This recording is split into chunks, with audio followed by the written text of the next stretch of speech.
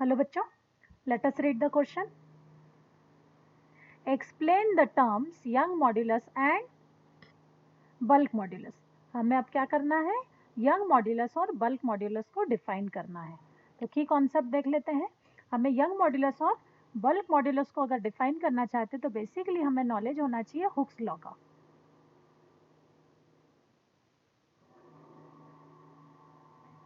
तो हम यहाँ लिखते हैं हुक्स लॉ.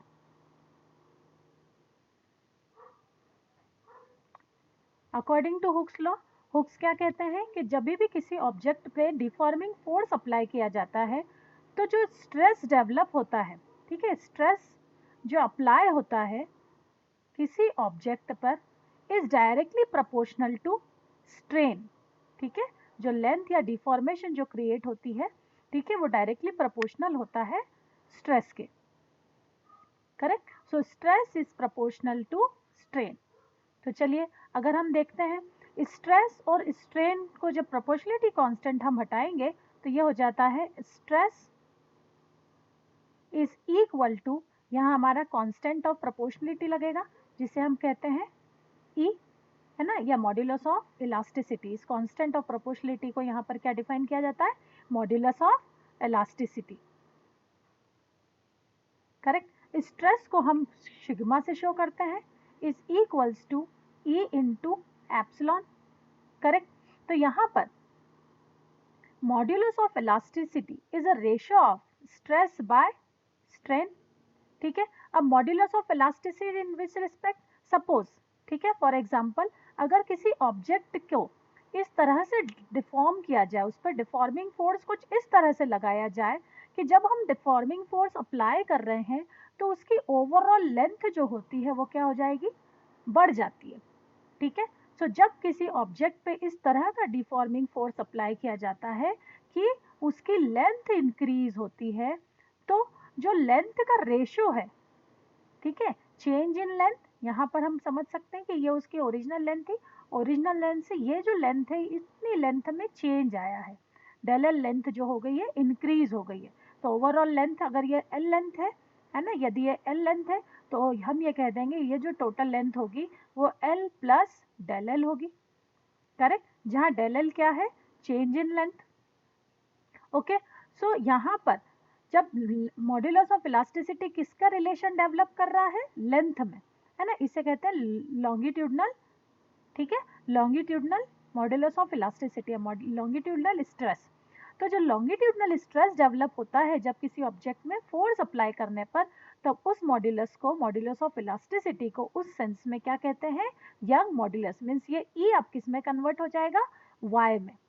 करेक्ट है ना. मॉड्यूलस ऑफ इलास्टिसिटी तीन तरह के होते हैं, यंग मॉड्यूलस, बल्क मॉड्यूलस और शेयर मॉड्यूलस. तो किसी ऑब्जेक्ट पर डिफॉर्मिंग फोर्स इस तरह से लगाया जाए कि उसकी लॉन्गिट्यूडनल, है ना, डायरेक्शन में चेंज हो या लेंथ इंक्रीज हो या डिक्रीज हो, तो उसे कहते हैं हम Young modulus. So Young modulus will be equal to longitudinal stress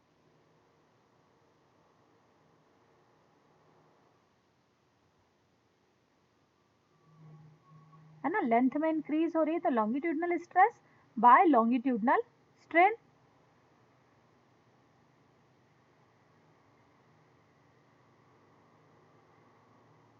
correct. Longitudinal stress को फोर्स अप्लाई किया हमने, अगर इसकी सरफेस ए एरिया है तो जो इस सरफेस पे force per unit area, stress को हम हमेशा डिफाइन करेंगे फोर्स पर यूनिट एरिया जो हमने अप्लाई किया है.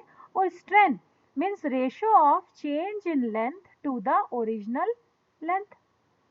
ठीक है. सो यंग मॉड्यूलस को डिफाइन करेंगे हम लॉन्गिट्यूडनल स्ट्रेस बाय स्ट्रेन से, जिसे हम लिख सकते हैं force per unit area bye, ठीक है, लेंथ, है ना, change in length per unit length. Correct. So यहाँ ये हमने डिफाइन किया है यंग मॉड्यूलस.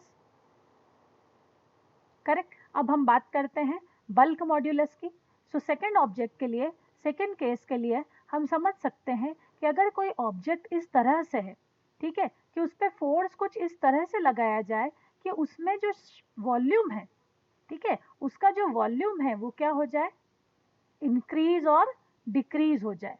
तो अब हम कैसे फोर्स लगा सकते हैं? अगर किसी ऑब्जेक्ट पे 2 डायमेंशनल फोर्स लगाते हैं या अपोजिट 2 पैरेलल फोर्स लगाते हैं तो ऑब्जेक्ट का जो वॉल्यूम है वो क्या हो जाता है, कुछ डिक्रीज हो जाता है, छोटा हो जाता है। तो इसे हम कहते हैं वॉल्यूमेट्रिक स्ट्रेस, जो हमने फोर्स के थ्रू अप्लाई किया, ठीक है। और जो शेप में जो चेंज आया, जो डिफॉर्मेशन क्रिएट हुआ है, उसे कहते हैं हम वॉल्यूमेट्रिक स्ट्रेन, ठीक है। तो जब रेशियो ऑफ, हम कहेंगे वॉल्यूमेट्रिक स्ट्रेस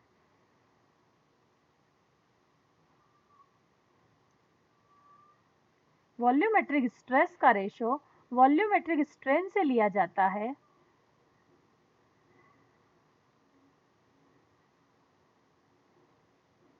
उस रेशियो को, है ना, उसके मॉड्यूलस ऑफ इलास्टिसिटी को B से शो करते हैं, that is called bulk modulus. इसे हम क्या कहते हैं, bulk modulus.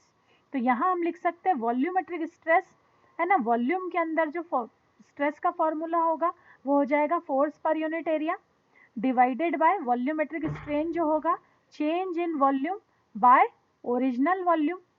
Force per unit area को हम प्रेशर से डिनोट कर सकते हैं, तो यहाँ pressure by del V by V लिख सकते हैं हम।